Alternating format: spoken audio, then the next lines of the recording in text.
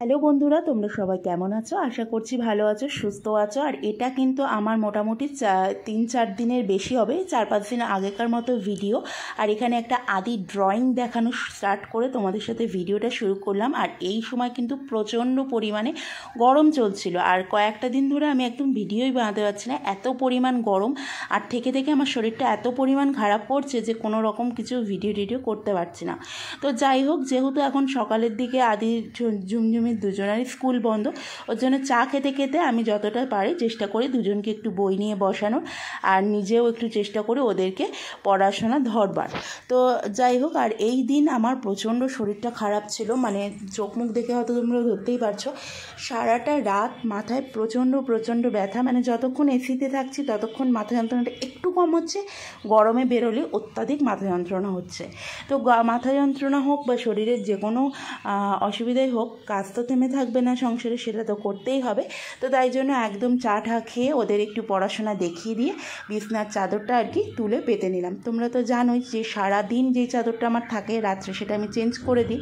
তো ওটা আমার সবসময়ের অভ্যাস, শীত বলো, গরম বলো, বর্ষা বলো, যাই হোক না কেন আমি কিন্তু রাত্রে চাদর চেঞ্জ করে শোবই।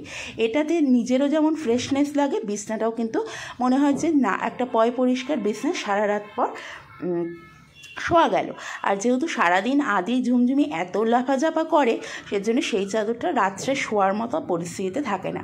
তো কদিন ধরেই ভাবছিলাম বালিশের কভারগুলো একটু চেঞ্জ করব। তো আজকে বিছনার চাদরটা আগে পেতে নিই, একদম বালিশের কভারগুলো আগে চেঞ্জ করে নিচ্ছি, কারণ 2-3 দিন ধরে করব করে আর করা হয়ে উঠছে না।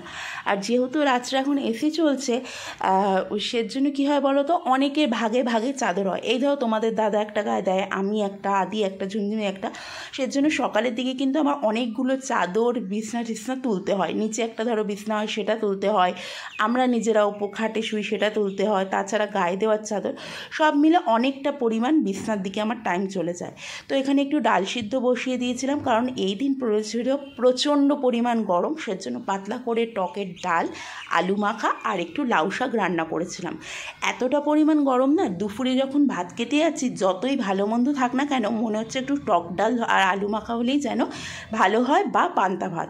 সেজন্য হামড়ো চামড়ো কোনো কিছুই রান্না করছি না, একদম সিম্পল মেনু। আর গরমে দেখবে যত সিম্পল খাওয়া যায় শরীরটাও যেমন ভালো লাগে, খেতেও কিন্তু তেমন ভালো লাগে। তো আর এটা হচ্ছে পরের দিনের ভিডিও। মানে বললাম না যে মাঝখানে একদিন আমার আবার ভিডিও আমি করতে পারিনি, কারণ সেদিন আমার ফোনটা প্রচুর পরিমাণে হ্যাং করছে। মানে আমারও শরীর খারাপ, আবার আমার ফোনটারও মাঝে মাঝে থেকে শরীর খারাপ করছে গরমে, সেজন্য আর কি বেশি ভিডিও করা হয়নি। আর এই দিন শরীরটা একটু ঠিক ছিল।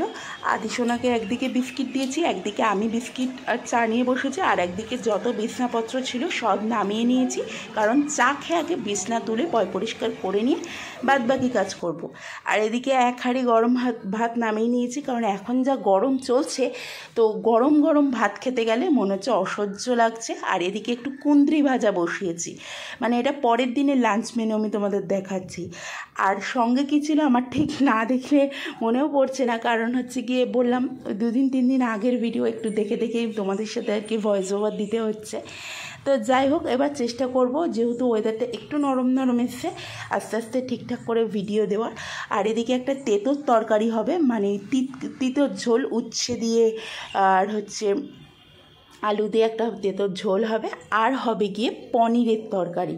দেখো বললাম না, একটু মনে করে বলতে হয়। আর হচ্ছে পনিরের তরকারি, পনিরটাও মোটামুটি ওই খুব বেশ ডিপলি ঝোলও করবো না, খুব পাতলাও করবো না, একটু মাখো রাখবো, কারণ পনিরের কিন্তু আবার পাতলা ঝোল ভালো লাগে না। তো এই ছিল আজকের মেনু।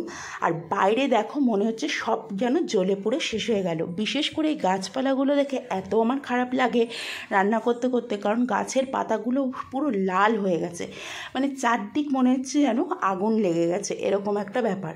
আর এই কুঁদরি ভাজা খেতে কিন্তু আমার ভীষণ ভালো লাগে। অনেকে আছে কুঁদরি বলে, অনেকে কুঁদরি বলে, আমি কুঁদরিই বলছি, এটা যদিও কুঁদরি হবে। আর এই যে দেখছো ডুগডুগিটা, এই ডুগডুগিটা আদি পুরী থেকে কিনেছে, তাকে খুঁজে পাওয়া যায় না। তো আজকে সকালে আর কি খুঁজে পাওয়া গেছে, তাই তোমাদের সাথে একটু শেয়ার করলাম। সঙ্গে তো আরও টুকিটাকি খেলনা দিচ্ছিলই।